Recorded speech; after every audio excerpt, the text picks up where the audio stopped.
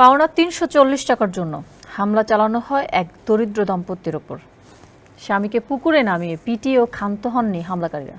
ঘরে ঢুকে ৭ মাসের অন্তঃসত্ত্বা স্ত্রীর তলপেটে লাথি দেয় তারা। এতে অতিরিক্ত রক্তক্ষরণের পর ওই নারী মৃত সন্তান প্রসব করেন।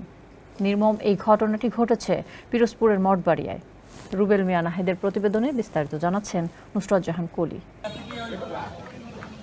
পিরোজপুরের মঠবাড়িয়ায় মুদি দোকানের পাওনা ৩৪০ টাকা পরিশোধ না করায় ২ দফা হামলা চালানো হয় দরিদ্র দিনমজুর মনির সর্দারের পরিবারের ওপর। দ্বিতীয় দফা হামলার সময় তার অন্তঃসত্ত্বা স্ত্রী রুবি বেগমের তলপেটে আঘাত করে হামলাকারীরা। যমুনা ইস্তি, the goodness of purified air. আমার বাসায় এনেছি যমুনা ইস্তি, আপনি কিনছেন তো?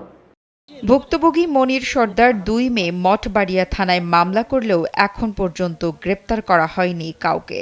এই যে শিশু হত্যা, এটার বিশেষ বলবো না, আমি মানববন্ধনে যা বলছি, এই হত্যাকাণ্ডের সুষ্ঠু বিচার এবং অতি দ্রুত এই যারা আসামি শ্রেণীভুক্ত হয়েছে তাদেরকে অনতিবিলম্বে গ্রেপ্তার করে জেল হাজতে প্রেরণ করা হোক এবং সাজার শাস্তির আওতায় আনা হোক।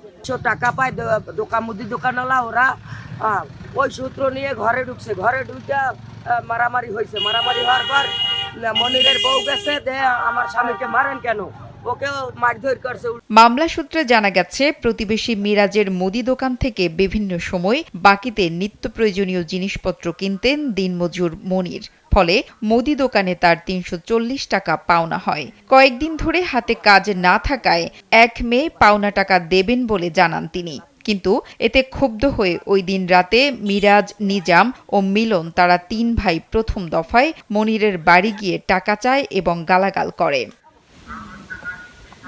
কিছুক্ষণ পর দ্বিতীয় দফায় মনিরের বাড়ি গিয়ে তাদের উপর হামলা চালায়। এ সময় মনিরের স্ত্রীর পেটে লাথি দেয় মিরাজ।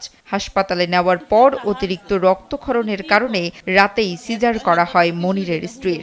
এ সময় তিনি মৃত সন্তান প্রসব করেন। আমার যাইয়া মারপিট করে, আমার বউ পেট পাশে লাথি মারছে। আমার বউ ছিল ৭ মাস গর্ভবতী, তারপর মেডিকেলে লয়ে গেছি, তারা বলছে বাচ্চা মারা গেছে। এই বিষয়টা আমি চাই, আসামি এখনো কেন জ্বালায় করে, আমি আর কিছু চাই না, এই বিষয়টা চাই। এ বিষয়ে কথা বলার জন্য আসামিদের সাথে যোগাযোগ করা হলে বাড়িতে পাওয়া যায়নি কাউকে। তবে স্থানীয়রা এমন ঘটনার প্রতিবাদ জানিয়ে করেছেন মানববন্ধন। আমার চাষির লাগে, আমার চাষি ধরতে আসে, চাষির পেট পাশে লাথি মারিয়ে তারপর তার বাচ্চা নষ্ট করে ফেলাইছে।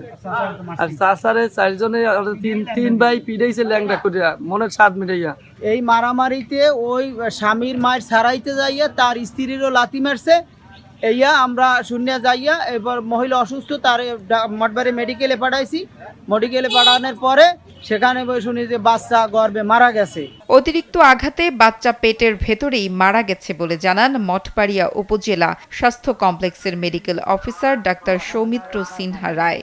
সম্পর্কে ওর তো ব্লিডিং হচ্ছিল, অনেক রক্ত যাচ্ছিল, মাটিতে যাচ্ছে। ওর আগে যেহেতু একটা সিজার ছিল, আমরা নর্মালের জন্য এই জন্য চেষ্টা করতে পারি না বাচ্চাটা বের করার জন্য। কারণ আগে যদি বাচ্চা বের করার ওষুধ যদি আমরা দিতেন, তাহলে আগে সিজারের জায়গা থেকে ফেটে আবার রোগী মারা যাওয়ার একটা সম্ভাবনা থাকতো। এই জন্য আবার সিজারে যাওয়া লাগছে। মঠবাড়িয়া থানার ওসি মোহাম্মদ শফিকুল ইসলাম মামলার বিষয়টি নিশ্চিত করে জানান, আসামিদের গ্রেপ্তারের চেষ্টা চলছে।